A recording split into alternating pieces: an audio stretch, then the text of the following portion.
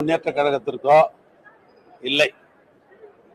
அப்படி அண்ணன் கலைஞர் அவர்களும் தமிழ்நாட்டு முதலமைச்சர் திராவிட மாடல் நாயகராக இருந்தவர் அண்ணன் மு.க. ஸ்டாலினும் எங்களை அப்படி வளர்க்கவில்லை. அரசியலாக சந்திப்பதற்கு எப்பொழுதும் திராவிட முன்னேற்ற கழகம் என்றைக்கும் சளைத்ததில்லை. பொதுவாக நான் மார்பு சம்பந்தப்பட்ட ஹார்ட் சம்பந்தப்பட்ட மருத்துவம் தொடர்ந்து 2016 இருந்து சிங்கப்பூர்ல mount Elizabeth hospital doctor Jayarama லிங்கம் நாயக்கர்ன்றது இடது டிபார்ட்மெண்ட். அவர் தமிழ்நாட்டுக்காரர், கிட்டத்தட்ட 30 ஆண்டு காலம் அங்க இருக்கார். அவர் அங்க இருக்க தமிழ்நாட்டுக்கார அரசியல்வாதிக்கு எத்தனை பேருக்கு அவரை தெரியும். அவர் பெரும் உதவி செய்வார். யாருக்கு போனாலும் என்ன மருத்துவம்னாலும் உதவி செய்யக்கூடியவர். 2016 மவுண்ட் எலிசபெத் ஹாஸ்பிட்டல்ல அந்த ஆஸ்பத்திரியில ஆகஸ்ட் மாசம் 13ஆம் தேதி 2016 முதலா நான் மருத்துவத்திற்கு முதல்ல அங்க போய் ஆர்ட் சம்பந்தப்பட்ட மருத்துவம் நான் பார்த்தோட வரலாறு இது பூரா இருக்குது. இதோட சம்மரி பூரா இருக்குது. இது 2016. ஆனா தொடர்ந்து 2023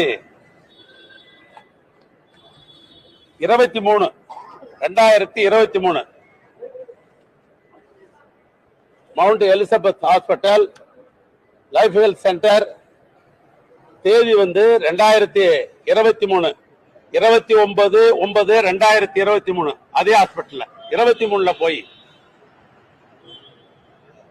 அதே மருத்துவமனைக்கு சென்று என்னுடைய உடல் பரிசோதனை எல்லாம் முடித்துக்கொண்டு 2023 வந்திருக்கிறேன். இது 2வது என்னுடைய தொடர்ச்சி. 3வதாக தேர்தல் உங்களுக்கு தெரியும். 5 ஆண்டு காலம் இந்த ஆட்சியில பெரும் பணிகளை இரவென்று பாராமல் பணிகளை நாங்கள்லாம் மேற்கொண்டோம். தேர்தல் வந்தது. தேர்தலுக்கு பின்னால் மீண்டும் முறையாக மருத்துவம் போய் பார்த்துக் கொள்ள வேண்டும், மருத்துவ பரிசோதனை செய்து கொள்ள வேண்டும் என்ற அடிப்படையில் நான் 15ஆம் தேதி சென்ற மாதம் 15ஆம் தேதி சிங்கப்பூருக்காக போக வேண்டும் என்று நான் அப்ளை பண்ணேன். விசாவுக்கு அப்ளை பண்ணேன். இது விசாவுக்கு அப்ளை பண்ணி போன மாதம் 17ஆம் தேதி எனக்கு விசா கொடுத்துருக்குறாங்க. 15ஆம் தேதி சிங்கப்பூருக்கு போறதுக்கு மருத்துவத்துக்கு போறதுக்கு நான் அப்ளை பண்ணேன். 17ஆம் தேதி எனக்கு விசா கொடுக்கப்பட்டிருக்கிறது. அந்த விசா கொடுத்த அன்னைக்கு அடுத்தது இண்டிகோவில் அன்னைக்கு 17ஆம் தேதி 25ஆம் தேதி போறதுக்கு டிக்கெட் போட்டிருக்கிறேன். 17ஆம் தேதி விசா கிடைச்ச உடனே அன்றைய தினமே இண்டிகோவில் 25ஆம் தேதி மதியம் 2:20 பிளைட் போறதுக்காக டிக்கெட் போட்டுக்கிறேன். அதனுடைய டிக்கெட் தான் இது. ஆனால் அன்றைக்கு 25ஆம் தேதி நான் மாலையில் புறப்படுறதுன்னு முடிவு பண்ண போது காலையில் 7 மணிக்கு என் வீட்டுக்கு காவல்துறை நண்பர்கள் சோதனை என்ற பேரில் என்னிடத்துல வாரண்ட் காட்டினாங்க. என்ன வாரண்ட்னு கேட்டேன். சார் உங்கள் வீடு நாங்கள் சோதனை பண்ணணும் சார், ஒத்துழைங்கன்னு சொன்னாங்க. தாராளமாக ஒத்துழைக்கிறேன். இந்த காவல்துறை ஏற்கனவே சென்ற மாதத்துக்கு முன்னால் இதே தமிழ்நாடு அரசு எங்களுடைய நிர்வாகத்தில் பணியாற்றிய காவல்துறை தானே. அந்த காவல்துறை என்பது அவங்க பொதுவானவர்கள் தானே, நான் முழு ஒத்துழைப்பு தரேன் அப்படின்னு சொன்னேன். அன்னைக்கு ஒத்துழைப்புக்கு வந்த அடிஷனல் சூப்பரண்ட் புகழ்வேந்தன் பேரு, நான் அவர்கிட்டயே சொல்லி காட்டினேன். இது மாதிரி இன்றைக்கு 2:20 நான் விமானத்தில் சிங்கப்பூருக்கு மருத்துவத்துக்கு போறதாக நான் டிக்கெட் எடுத்திருக்கிறேன். இப்போ நீங்க சோதனைக்கு வந்திருக்கிறீங்க. இன்னைக்கு சோதனை முடிச்ச உடனே நான் நாளைக்காவது டிக்கெட் மாற்றணும் அப்படின்னு சொல்லி முடிச்ச உடனே அன்றைக்கு இரவு அவங்க முடிச்சுட்டு போனோன்னே இதே பத்திரிகை நண்பர்களை பார்த்து இந்த சோதனை சம்பந்தப்பட்டது நான் பேசினேன். மாலையில் 25ஆம் தேதி போட டிக்கெட்டை மறுபடியும் மாற்றி 26ஆம் தேதி அதே இண்டிகோவில் மறுநாள் காலையில் நான் டிக்கெட் போட்டிருக்கிறேன். அதுக்கு பின்னால் இதே விமான நிலையத்தில் தான் நான் 26ஆம் தேதி நான் இங்கிருந்து சிங்கப்பூர் மருத்துவத்திற்கு போனேன். மருத்துவத்துக்கு போன பொழுது அங்கே என்னுடைய மருத்துவ பரிசோதனை எல்லாம் ஆரம்பிக்கப்பட்டது. இல்லை எனக்கு பல ப்ராப்ளங்கள் இருக்குது. Allergy problem, neuro problem, heart problem. இந்த 3 ப்ராப்ளத்துக்கு தான் அங்கே போகணும் நான் முடிவெடுத்து நான் போனேன். அங்கிருந்து அலர்ஜி ப்ராப்ளம்னா நாம உண்ணுகிற உணவுப் பொருள்கள்லாம் எது எதெல்லாம் உடம்புல சேரும், ஏன் அதனால அலர்ஜி ஆகுது அப்படின்னு ஒரு முறை ஊசி போட்டா 3 நாள் அப்சர்வ் பண்ணணும்ன்றாங்க. நான் அதை மாதிரி 3 முறை நான் ஊசி போட்டிருக்கிறேன். அதே 9 நாள் எடுத்துக்கிச்சு. ரெண்டாவது, அதே ஹார்ட் டாக்டர் நம்முடைய மருத்துவத்தை பொறுத்தளவுக்கு 29/6 அந்த தினம் இந்த நியூரோ ப்ராப்ளம் இருக்குது, நரம்பு. அந்த நியூரோ ப்ராப்ளத்திற்காக நரம்பியல் டாக்டர் லீ கிம் பின் அப்படின்ற மருத்துவர் அன்னைக்கு ஆலோசனை பண்ணி அன்றைய தினம் டெஸ்ட்லாம் எடுத்து அவருடைய மருத்துவ ஆலோசனையை நான் பெற்றிருக்கிறேன். அடுத்து 30/6/26 வயிறு சம்பந்தப்பட்ட பிரச்சனை எனக்கு, அதை பத்தி பார்க்கணும் அப்படின்னு முடிவு பண்ணி பீட்டர் யங் கென் அப்படின்றவரு 30ஆம் தேதி அவரை நான் பார்த்திருக்கிறேன். அன்றைய தினமே இந்த அலர்ஜி டாக்டர் ஒவ்வாமை செங் எங் குவாங் அந்த டாக்டரை அவரை பார்த்திருக்கிறேன். அவர் தான் தொடர்ந்து 9ஆம் தேதி வரைக்கும் அவருடைய மருத்துவம் தொடர்ந்து இருந்தது. இந்த அலர்ஜி டாக்டரை மாத்திரம் அப்சர்வ். அதே நேரத்தில் 3ஆம் தேதி இதய மருத்துவர் நான் சொன்ன டாக்டர் ஜெயராம லிங்கவிநாயக்கர் அவருடைய பார்வையில் தான், அவர் தான் சீஃப் டாக்டர், அவருடைய ரெஃபரன்ஸ் தான் ஒரு டாக்டர் நான் பார்த்துருக்கிறேன். அது கூட எல்லா டாக்டருடைய சம்மரி என் கையில் இருக்குது. ஒரு டாக்டர் என்ன ஆலோசனை கொடுத்துருக்காங்க, என்ன மருந்து கொடுத்துருக்குறாங்க, என்னன்றது பூராமே கம்ப்ளீட்டா அவைகள் அத்தனையும் என்னிடத்துல எல்லாமே இருக்குது. மூன்றாவதாக அவர்கள் கொடுத்த மொத்தமும் இந்த கேஷ் ஷீட்டில் தான் மொத்தமும் இருக்கு. எல்லா டாக்டரும் கொடுத்தது இந்த 2026 சம்மரி கம்ப்ளீட்டா. நான் எந்தெந்த டாக்டரை பார்த்தேன் என்ன அப்படின்ற மொத்த சம்மரியும் இசிஜில இருந்து வயிறு ஹார்ட் சம்பந்தப்பட்ட அந்த உங்களுக்கு எல்லா சம்பந்தப்பட்டதும் 26 எடுத்தது மொத்தமும் எல்லா டாக்டருடைய கன்சல்டிங்கு அவங்களுடைய சம்மரி. நான் எப்படி இதுக்கு மேல என்ன உணவு சாப்பிடணும், என்ன செய்யணும், என்ன மாத்திரை சாப்பிட்றது மொத்தமும் 26 இதுக்குரிய டாக்குமெண்ட் இவ்வளவு இருக்குது. இன்றைய சூழ்நிலையில 3ஆம் தேதி வர சொல்லி ஒரு சம்மன் எங்க வீட்டில் ஒட்டினதா எனக்கு தகவல் சொன்னாங்க. நான் உடனே அந்த சம்மனை ஃபேக்ஸில் அனுப்ப சொன்னேன். அதில் படித்து பார்த்தேன். நீங்கள் 3ஆம் தேதி வரணும் அப்படின்னு அந்த சம்மன் இருந்தது. நான் உடனே அந்த சம்மனுக்கு மரியாதை கொடுத்து அங்கேயே உடனே ஒரு கடிதம் எழுதி நான் 3ஆம் தேதி அந்த சம்மனை பொறுத்த அளவுக்கு நான் இப்படி தான் எழுதியிருக்கிறேன். அப்படியே படிச்சிடுறேன். வணக்கம், என் மீது தொடக்கப்பட்ட எஃப்ஐஆர் வழக்கு சம்பந்தமாக 9/7/2020 அன்று மீண்டும் விசாரணைக்கு 3ஆம் தேதி கொடுத்ததுக்கு லெட்டர் கொடுத்துட்டேன். நான் என்ன கொடுத்தேன்னா, எனக்கு வர்றதுக்கு 10 தினங்கள் ஆகும், நான் மருத்துவம் முடிச்சுட்டு வர்றேன் அப்படின்னு சொல்லிட்டு அது கடிதம் கொடுத்தேன். 3ஆம் தேதி கொடுத்த கடிதத்தை அதிலே 10 தினங்கள் நான் குறிப்பிடுறேன். ஆனால் உடனே 9ஆம் தேதி வான்னு சொல்லி ஒரு லெட்டர் கொடுக்குறாங்க மறுபடியும். அந்த லெட்டருக்கு தான் நான் எழுதியிருக்கிறேன். என் மீது தொடக்கப்பட்ட எஃப்ஐஆர் வழக்கு சம்பந்தமாக 9/7/2020 அன்று மீண்டும் விசாரணைக்கு வர சொல்லி நோட்டீஸ் அனுப்பியுள்ளீர்கள். 3/7/2020 அன்று எனது வழக்கறிஞர் மூலமாக நான் சிங்கப்பூரில் என் உடல் சம்பந்தமாக மருத்துவ சோதனையில் ஈடுபட்டுள்ளேன். எனக்கு 10 தினங்கள் அவகாசம் தாருங்கள் என கடிதம் கொடுத்திருந்தேன். தாங்கள் வழக்கறிஞரிடம் வாய்மொழியாக 5ஆம் தேதிக்கு மேலும் நோட்டீஸ் அனுப்புகிறேன் என்று கூறிவிட்டு 5 தினங்களிலே வர சொல்லுகிறீர்கள். 9/7/2002 மீண்டும் என் இல்லத்தில் நோட்டீஸ் அனுப்பப்பட்டிருக்கிறது. மேலும் 12/7/2020 மருத்துவ சோதனை முடிந்துவிடும். எனவே தாங்கள் 12/7/2000 மேல் எந்த தேதியில் அழைத்தாலும் விசாரணைக்கு முழு ஒத்துழைப்பு அளிக்கிறேன் என்பதை அன்புடன் தெரிவித்துக் கொள்ளுகிறேன் அப்படின்னு நான் கடிதம் வக்கீல் மூலமா அனுப்பிச்சிருக்கேன். எங்க ஓடுறாங்க, எங்க ஒளியுறாங்க, எங்க பதுங்குறாங்க? மருத்துவத்திற்கு எப்பயும் போற மாதிரி போறோம். கடிதம் வக்கீல் மூலமா அங்க இருந்து நாங்க கொடுக்குறோம். முழு ஒத்துழைப்பு தரன்னு சொல்றோம். இவ்வளவுக்கு பின்னாலும் ஓடுறாங்க, ஒளியுறாங்க, பதுங்குறாங்கன்றது இது அர்த்தமில்லாத கருத்துடைய வார்த்தைகள் தான். அதனால என்னை பொறுத்தளவுக்கு நான் 2014 மருத்துவம், அந்த தொடர் மருத்துவமாக 2023, அவனோட தொடர் மருத்துவமாக 2024 நான் மருத்துவத்திற்காக போயிருக்கிறேன் ஒழிய வேற எதுவும் நான் சுற்றுலா பயணியாகவோ வேற எதற்காகவும் அங்கேயோ நான் போகவில்லை. இவ்வளவுதான் இன்னைக்கு நாட்டுக்கு சொல்ல வேண்டிய விஷயம். ஏன்னா ஒரு வார காலம் அவர்களுக்கு என்னென்ன கற்பனை தோன்றுமோ அப்படி கற்பனையில பல்வேறு வகையில பல மிக மிக நமக்கு பிடித்த நண்பர்கள்லாம் சமூக நலனத்தின்ற பேர்ல அவங்களுடைய கற்பனையெல்லாம் அவுத்து விட்டுருக்கிறாங்க. அத்தனை நண்பர்களுக்கும் நான் இந்த உங்களை எல்லாம் சந்திப்பதன் மூலமாக ஒரு முழுமையான விளக்கத்தை தந்திருக்கிறேன். இது போதுமான என்று நான் கருதுகின்றேன்.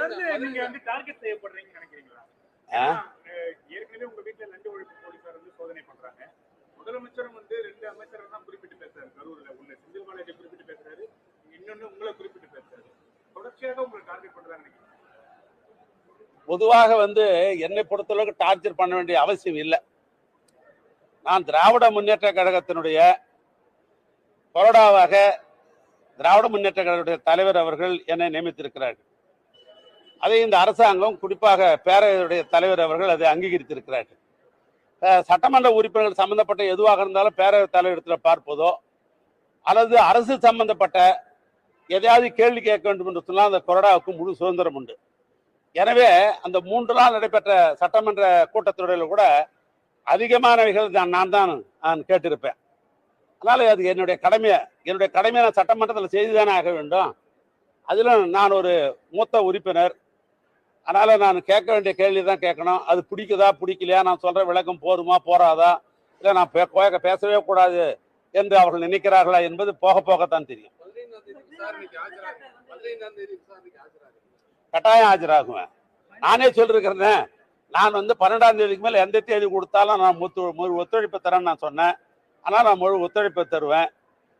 அதில் ஒன்றும் மாற்றம் இல்லை. 2வது, நீதிமன்றத்தில் வழக்கு தொடுக்கிற காரணத்தினால் அது சம்பந்தமா நான் பேச முடியாது. அது வழக்கை நான் தொடுத்தனுடைய நோக்கமே நீதி என் பக்கத்தில் இருக்குது. நான் கட்டாயம் நீதிக்கு தலை வணங்குவேன். நீதிமன்றம் எனக்கு நல்ல தீர்ப்பு வழங்குகின்ற நம்பிக்கை எனக்கு. நம்ம தங்கமயில்ல என்னுடைய மனமார்ந்த நன்றியை முதல்ல நான் தெரிவிச்சுக்கிறேன். இந்த ஓடுறது ஒளியறது பதுங்கிறதெல்லாம் திராவிட இயக்கத்திற்கோ திராவிட முன்னேற்ற கழகத்திற்கோ இல்லை. அப்படி அண்ணன் கலைஞர் அவர்களும் தமிழ்நாட்டு முதலமைச்சர் திராவிட மாடல் நாயகராக இருந்தவர் அண்ணன் மு.க. ஸ்டாலினும் எங்களை அப்படி வளர்க்கவில்லை. அரசியலாக சந்திப்பதற்கு எப்பொழுதும் திராவிட முன்னேற்ற கழகம் என்றைக்கும் சளைத்ததில்லை. பொதுவாக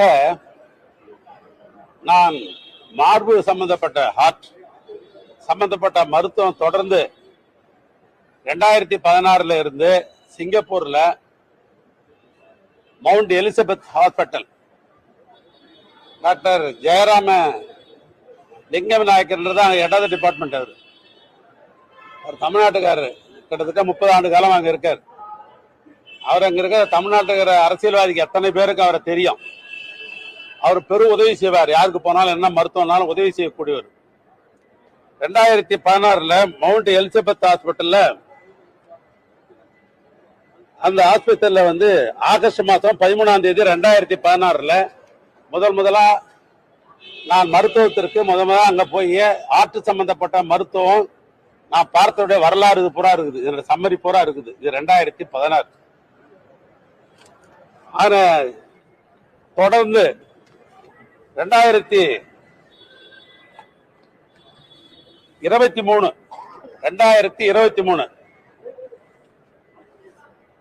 mount Elizabeth hospital life health centre தேதி 2023 29/9/2023 அதே ஹாஸ்பிட்டல்ல 23ல போய்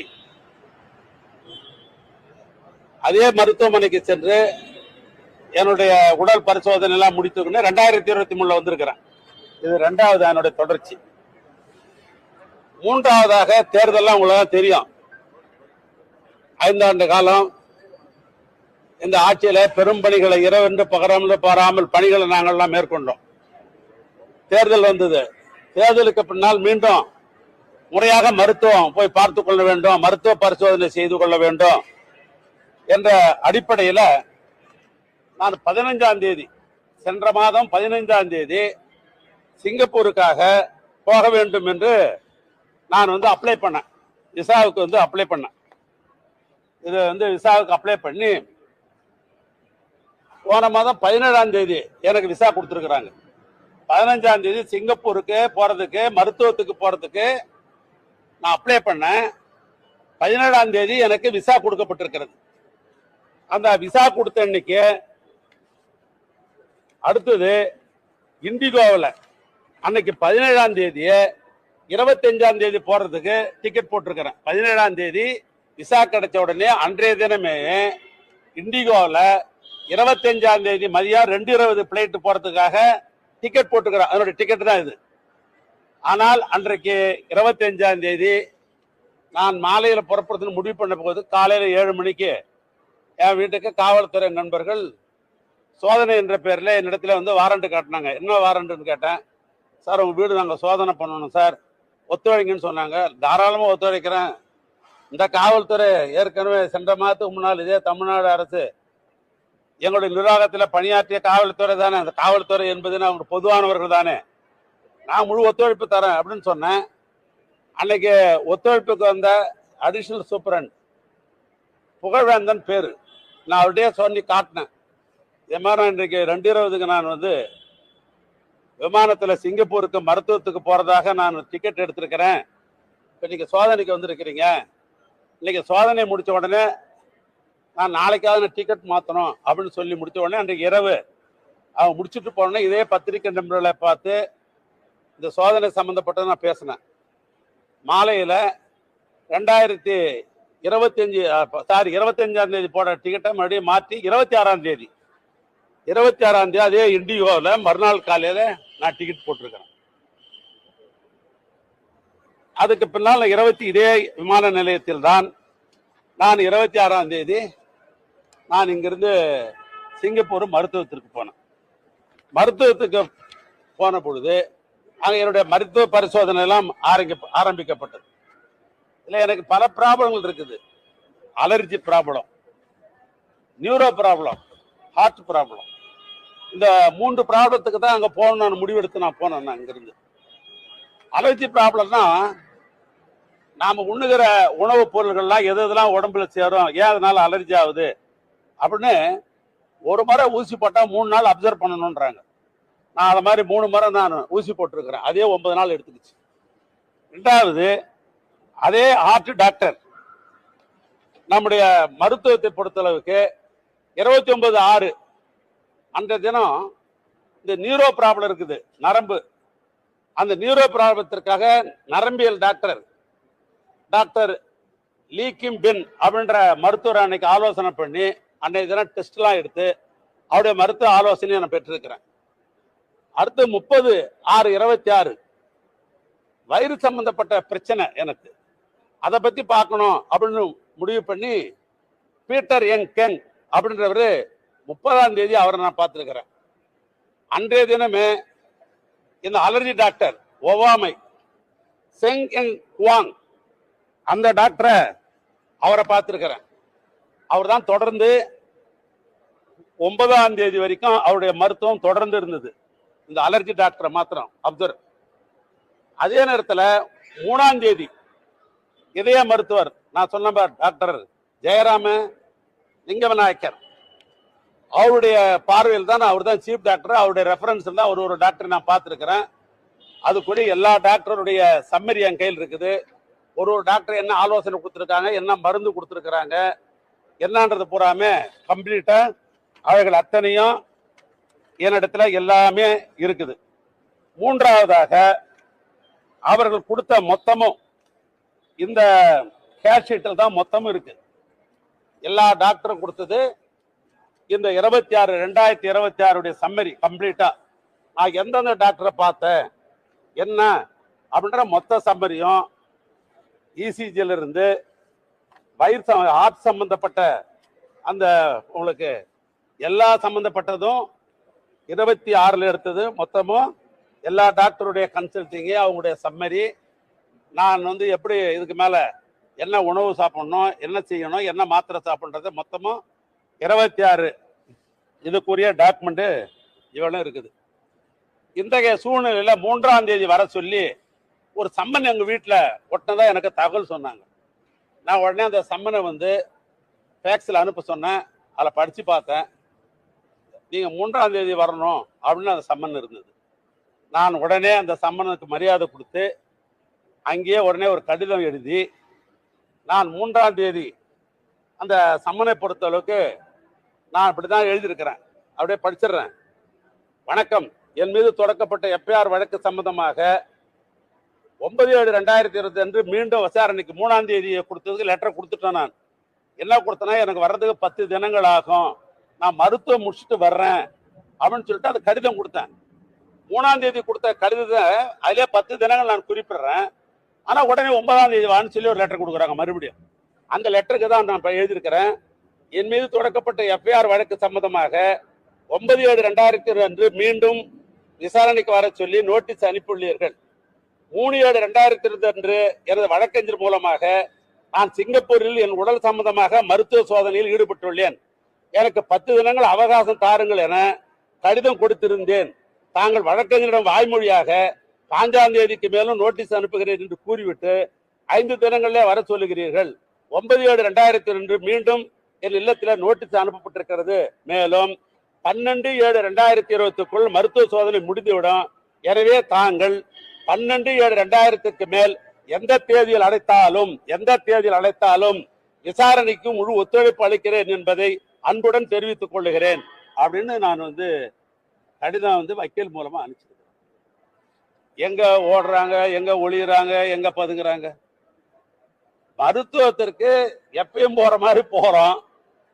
கடிதம் வக்கீல் மூலமா அங்க இருந்து நாங்க கொடுக்குறோம், முழு ஒத்துழைப்பு தரேன்னு சொல்றோம். இவ்வளவுக்கு பின்னாலும் ஓடுறாங்க, ஒளியுறாங்க, பதுங்குறாங்கன்றது இது அர்த்தமில்லாத கருத்துடைய வார்த்தைகள் தான்.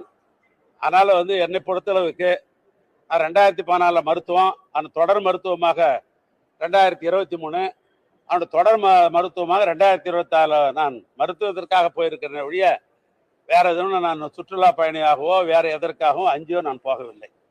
இவ்வளவுதான் இன்னைக்கு நாட்டுக்கு சொல்ல வேண்டிய விஷயம். ஏன்னா ஒரு வார காலம் அவர்களுக்கு என்னென்ன கற்பனை தோன்றுமோ அப்படி கற்பனையில பல்வேறு வகையில பல மிக நமக்கு பிடித்த நண்பர்கள்லாம் சமூக நலனத்தின்ற பேர்ல அவங்களுடைய கற்பனையெல்லாம் அவுத்து விட்டுருக்கிறாங்க. அத்தனை நண்பர்களுக்கும் நான் உங்களை எல்லாம் சந்திப்பதன் மூலமாக ஒரு முழுமையான விளக்கத்தை தந்திருக்கிறேன். இது போதுமான என்று நான் கருதுகின்றேன். ஏற்கனவே உங்க வீட்டுல லஞ்ச ஒழிப்பு போலீசார் சோதனை பண்றாங்க. முதலமைச்சரும் 2 அமைச்சர்கள் தான் குறிப்பிட்டு பேசுறாரு. கரூர்ல உள்ள செந்தில் பாலாஜி குறிப்பிட்டு பேசுறாரு, இன்னொன்னு உங்களை குறிப்பிட்டு பேசுறாரு. தொடர்ச்சியாக உங்களை டார்கெட் பண்றாங்க. பொதுவாக என்னை பொறுத்தளவுக்கு டார்ச்சர் பண்ண வேண்டிய அவசியம் இல்லை. நான் திராவிட முன்னேற்ற கழகத்தினுடைய கொறடாவாக திராவிட முன்னேற்ற கழகத்துடைய தலைவர் அவர்கள் என்னை நியமித்திருக்கிறார்கள். அதை இந்த அரசாங்கம், குறிப்பாக பேரவையுடைய தலைவர் அவர்கள் அதை அங்கீகரித்திருக்கிறார்கள். சட்டமன்ற உறுப்பினர்கள் சம்பந்தப்பட்ட எதுவாக இருந்தாலும் பேரவை தலைவரிடத்தில் பார்ப்பதோ அல்லது அரசு சம்பந்தப்பட்ட எதையாவது கேள்வி கேட்க வேண்டும் என்று சொன்னால் அந்த கொறடாவுக்கு முழு சுதந்திரம் உண்டு. எனவே அந்த 3 நாள் நடைபெற்ற சட்டமன்ற கூட்டத்தொடரில் கூட அதிகமானவைகள் நான் கேட்டிருப்பேன். அதனால அது என்னுடைய கடமையை நான் சட்டமன்றத்தில் செய்துதானே ஆக வேண்டும். அதிலும் நான் ஒரு மூத்த உறுப்பினர். அதனால நான் கேட்க வேண்டிய கேள்வி தான் கேட்கணும். அது பிடிக்குதா பிடிக்கலையா, நான் சொல்ற விளக்கம் போதுமா போறாதா, இல்லை நான் பேசவே கூடாது என்று அவர்கள் நினைக்கிறார்களா என்பது போக போகத்தான் தெரியும். கட்டாயம் ஆஜராகுவேன். நானே சொல்லிருக்கிறேன், நான் 12ஆம் தேதிக்கு மேல எந்த தேதி கொடுத்தாலும் நான் முழு ஒத்துழைப்பு தரேன்னு நான் சொன்னேன். ஆனால் நான் முழு ஒத்துழைப்பு தருவேன், அதில் ஒன்றும் மாற்றம் இல்லை. 2வது, நீதிமன்றத்தில் வழக்கு தொடுக்கிற காரணத்தினால் அது சம்பந்தமா நான் பேச முடியாது. அது வழக்கு நான் தொடுத்தனுடைய நோக்கமே நீதி என் பக்கத்தில் இருக்குது. நான் கட்டாயம் நீதிக்கு தலை வணங்குவேன். நீதிமன்றம் எனக்கு நல்ல தீர்ப்பு வழங்குகின்ற நம்பிக்கை எனக்கு. நம்ம தங்கமயில்ல தமிழ்நாட்டுடைய தொலைக்காட்சி, பத்திரிகை, ஊடக நண்பர்களுக்கு என்னுடைய மனமார்ந்த நன்றியை முதல்ல நான் தெரிவிச்சுக்கிறேன். இந்த ஓடுறது, ஒளியறது, பதுங்கிறதெல்லாம் திராவிட இயக்கத்திற்கோ திராவிட முன்னேற்ற கழகத்திற்கோ இல்லை. அப்படி அண்ணன் கலைஞர் அவர்களும் தமிழ்நாட்டு முதலமைச்சர் திராவிட மாடல் நாயகராக இருந்தவர் அண்ணன் மு.க. ஸ்டாலினும் எங்களை அப்படி வளர்க்கவில்லை. அரசியலாக சந்திப்பதற்கு எப்பொழுதும் திராவிட முன்னேற்ற கழகம் என்றைக்கும் சளைத்ததில்லை. பொதுவாக நான் மார்பு சம்பந்தப்பட்ட ஹார்ட் சம்பந்தப்பட்ட மருத்துவம் தொடர்ந்து 2016 இருந்து சிங்கப்பூர்ல mount Elizabeth hospital doctor Jayarama லிங்கம் நாயக்கர் எட்டாவது டிபார்ட்மெண்ட். அவர் தமிழ்நாட்டுக்காரர், கிட்டத்தட்ட 30 ஆண்டு காலம் அங்க இருக்கார். அவர் அங்க இருக்க தமிழ்நாட்டுக்கார அரசியல்வாதிக்கு எத்தனை பேருக்கு அவரை தெரியும். அவர் பெரும் உதவி செய்வார், யாருக்கு போனாலும் என்ன மருத்துவம்னாலும் உதவி செய்யக்கூடியவர். 2016 மவுண்ட் எலிசபெத் ஹாஸ்பிட்டல்ல அந்த ஹாஸ்பிட்டல்ல ஆகஸ்ட் மாசம் 13ஆம் தேதி 2016 முதலா நான் மருத்துவத்திற்கு முதல்ல அங்க போய் ஆர்ட் சம்பந்தப்பட்ட மருத்துவம் நான் பார்த்தோடைய வரலாறு இது பூரா இருக்குது, இதோட சம்மரி பூரா இருக்குது. இது 2016. ஆனா தொடர்ந்து 2023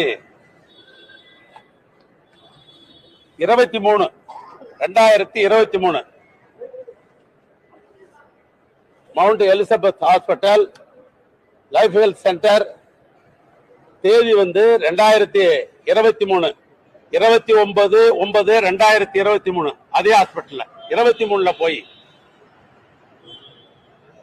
அதே மருத்துவமனைக்கு சென்று என்னுடைய உடல் பரிசோதனை எல்லாம் முடித்துக்கணும் 2023 வந்திருக்கிறேன். இது 2வது என்னுடைய தொடர்ச்சி. 3வதாக தேர்தல் உங்களுக்கு தெரியும். 5 ஆண்டு காலம் இந்த ஆட்சியில பெரும் பணிகளை இரவென்று பாராமல் பணிகளை நாங்கள்லாம் மேற்கொண்டோம். தேர்தல் வந்தது. தேர்தலுக்கு பின்னால் மீண்டும் முறையாக மருத்துவம் போய் பார்த்து கொள்ள வேண்டும், மருத்துவ பரிசோதனை செய்து கொள்ள வேண்டும் என்ற அடிப்படையில் நான் 15ஆம் தேதி சென்ற மாதம் 15ஆம் தேதி சிங்கப்பூருக்காக போக வேண்டும் என்று நான் அப்ளை பண்ணேன். விசாவுக்கு அப்ளை பண்ணேன். இது விசாவுக்கு அப்ளை பண்ணி போன மாதம் 17ஆம் தேதி எனக்கு விசா கொடுத்துருக்குறாங்க. 15ஆம் தேதி சிங்கப்பூருக்கு போறதுக்கு மருத்துவத்துக்கு போறதுக்கு நான் அப்ளை பண்ணேன். 17ஆம் தேதி எனக்கு விசா கொடுக்கப்பட்டிருக்கிறது. அந்த விசா கொடுத்த அன்னைக்கு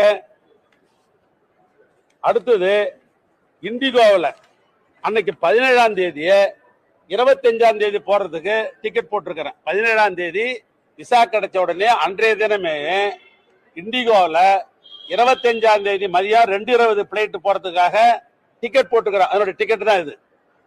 ஆனால் அன்றைக்கு 25ஆம் தேதி நான் மாலையில் புறப்படுறதுன்னு முடிவு பண்ண போது காலையில் 7 மணிக்கு என் வீட்டுக்கு காவல்துறை நண்பர்கள் சோதனை என்ற பேரில் என்னிடத்துல வாரண்ட் காட்டினாங்க. என்ன வாரண்ட்னு கேட்டேன்.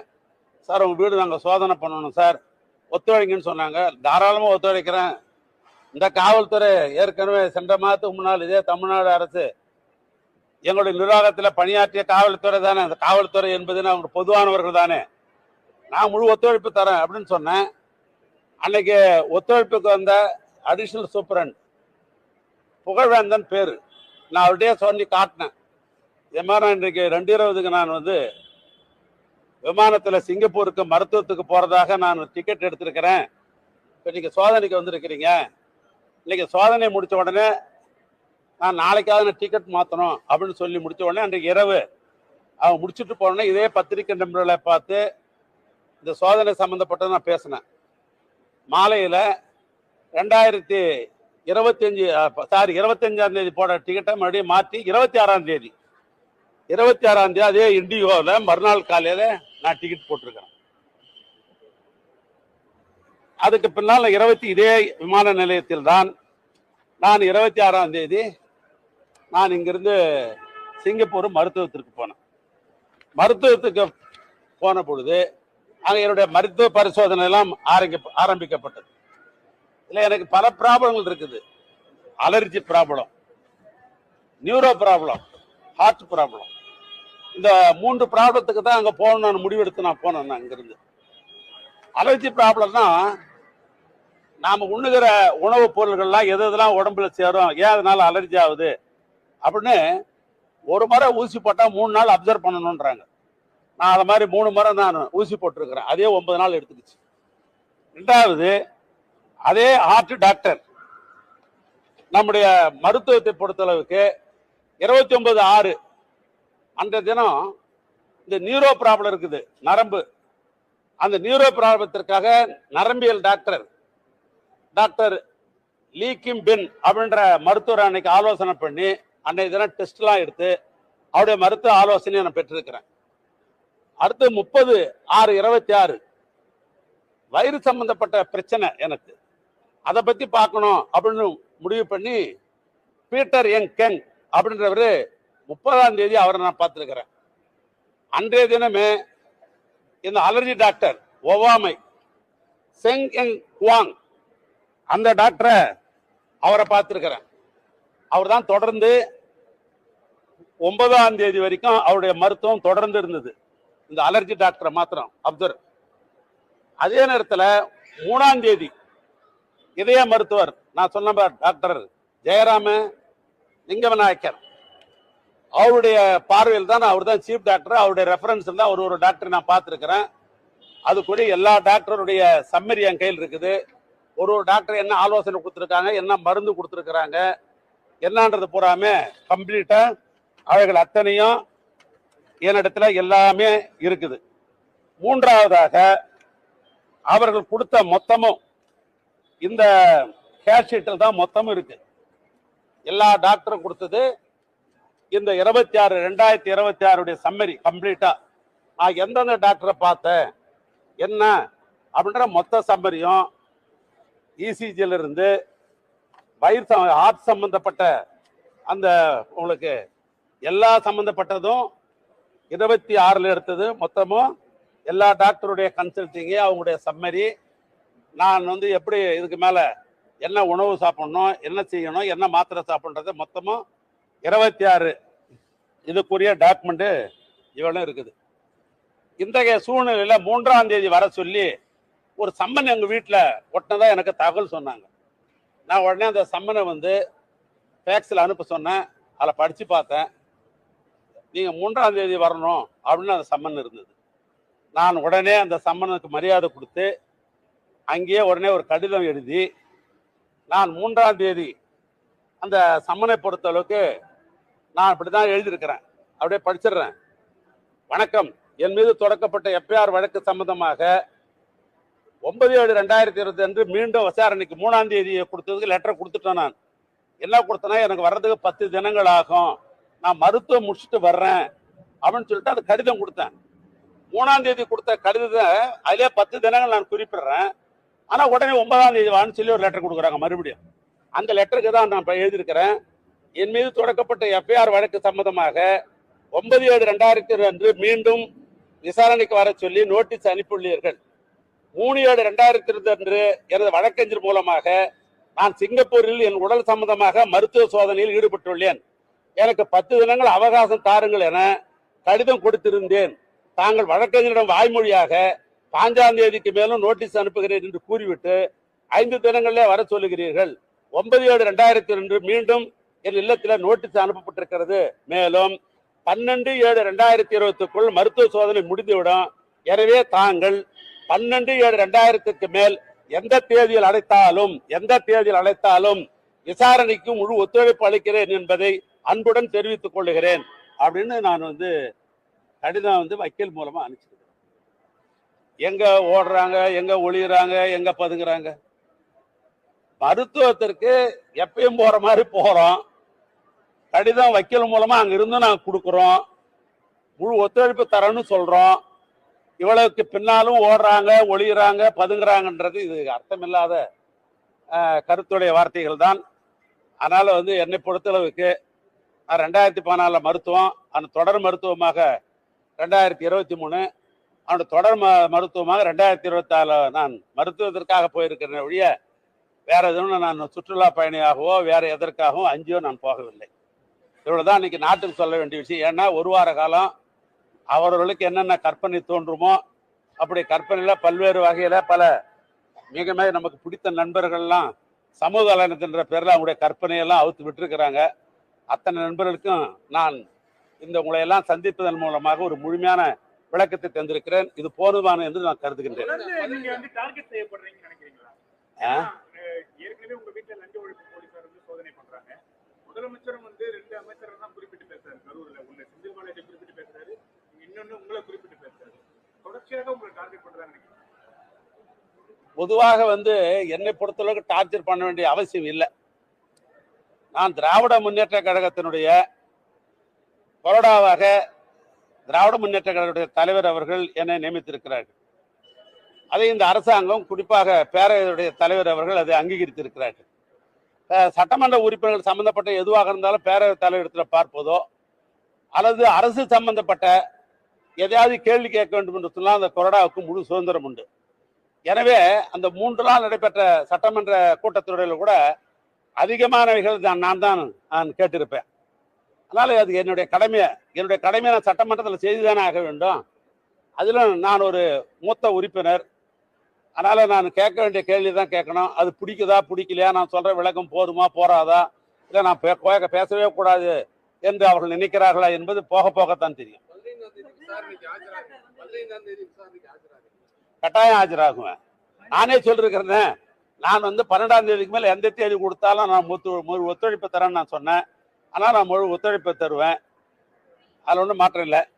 2வது, நீதிமன்றத்தில் வழக்கு தொடுக்கிற காரணத்தினால் அது சம்பந்தமா நான் பேச முடியாது. அது வழக்கை நான் தொடுத்தோட நோக்கமே நீதி என் பக்கத்தில் இருக்குது. நான் கட்டாயம் நீதிக்கு தலை வணங்குவேன். நீதிமன்றம் எனக்கு